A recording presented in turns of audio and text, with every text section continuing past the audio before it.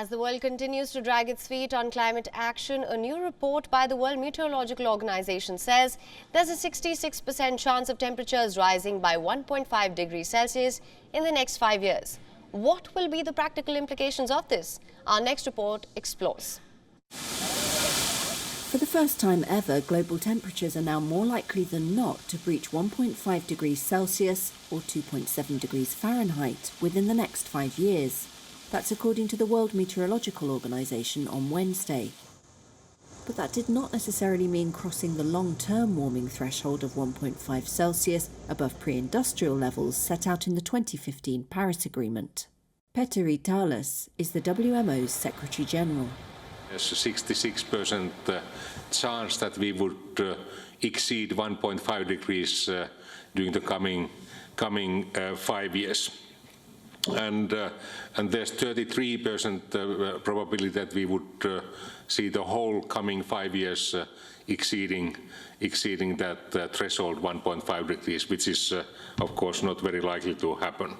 One thing that boosts the chance of hitting 1.5 degrees is an El Niño weather pattern expected in the coming months, when warmer waters in the tropical Pacific will heat the atmosphere above and push up global temperatures. It's a conclusion that we haven't been able to limit the warming so far, and we are still moving in the wrong direction.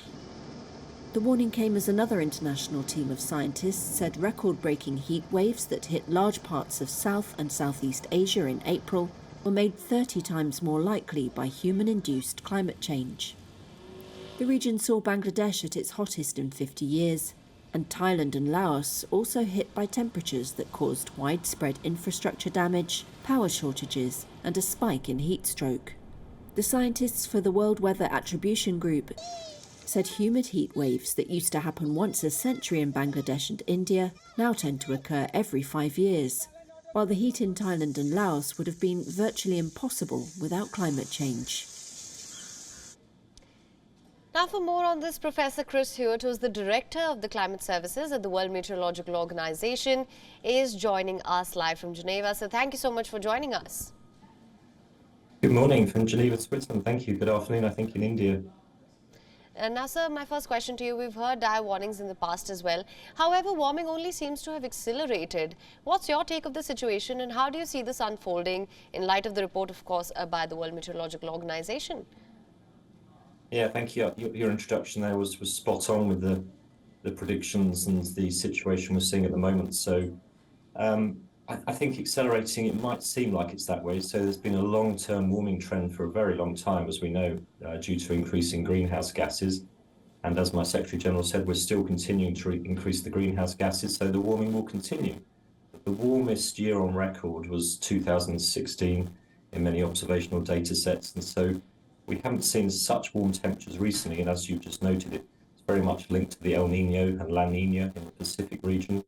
And we've had the La Nina conditions for the last 3 years, which tends to suppress the warming a little bit. But we're forecasting now, we forecasted a couple of weeks ago for the rest of this year, that it looks like we're going to go into the El Nino state later this year. And typically, years after the El Nino reached its maximum, we then see even warmer conditions. So we are anticipating having warmer conditions over the next 5 years. Right. Now, sir, on that note, what would you say has attributed to accelerated global, what would you attribute accelerated global warming to? Would you say that states have failed to rein in climate change and meet their climate ambitions? Yeah, so it's the greenhouse gases that are driving the warming. So if we don't limit the greenhouse gas increases, the warming will accelerate. And so we need to reduce the greenhouse gas emissions to reduce the warming, but we need to make drastic cuts to reverse that warming. And that's a major challenge for governments, businesses, individuals around the world to meet that, as we're all aware.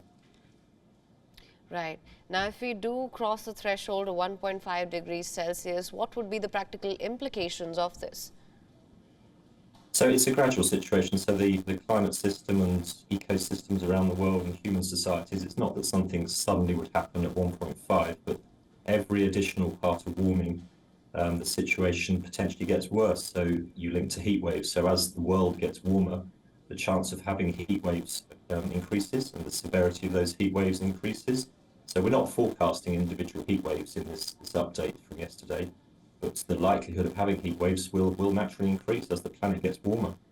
Changes to precipitation patterns as well, so we're seeing more extreme rainfall around the world. So there are implications, and the warmer it gets, it's likely that those would get worse. So if we can limit that warming, we should be able to limit those harmful impacts. And if we can reverse the warming, that would be even better. But as I said, that's proving very challenging. Well, all right, Professor Hewitt, thank you so much for sharing your insights with us on the broadcast. Thank you. Have a good day. Bye. WION is now available in your country. Download the app now. Get all the news on the move.